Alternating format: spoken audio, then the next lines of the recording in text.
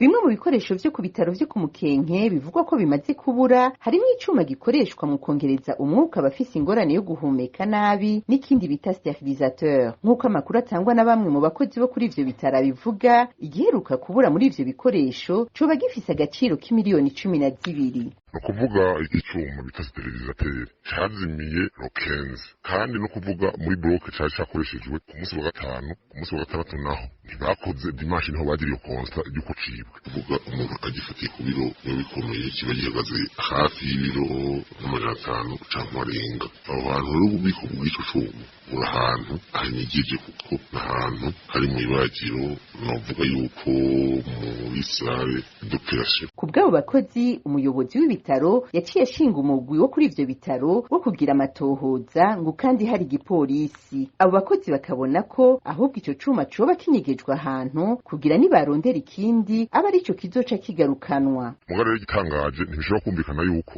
umuntu ashobora kuvuga ngo yagize iperereza, ngo yatoye komisiyo y'abasivile abantu muri hopitale nyene ngo barimo baragira iryo perereza, kandi usanzwe ikintu cibwe iperereza yibona igipolisi ntigirwa n'abantu b'abasivile.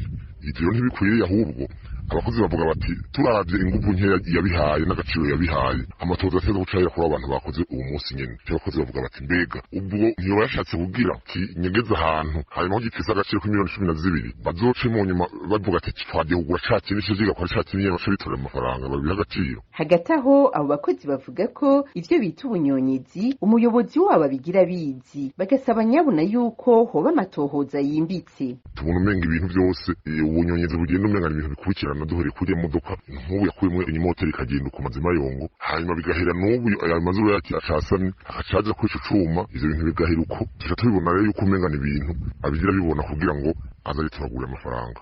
Basaba yuko bogira amatohoza yimbitse bakabona ivyo bintu iyo vyagiye tuje kuza umenga turimo turakora abandi batora. Mu ruganda rwa RPA ntiturashobora kuronka umuyobozi w'ibitaro vyo ku Mukenke Miburo Joseph kugira agire ico bivuzeko.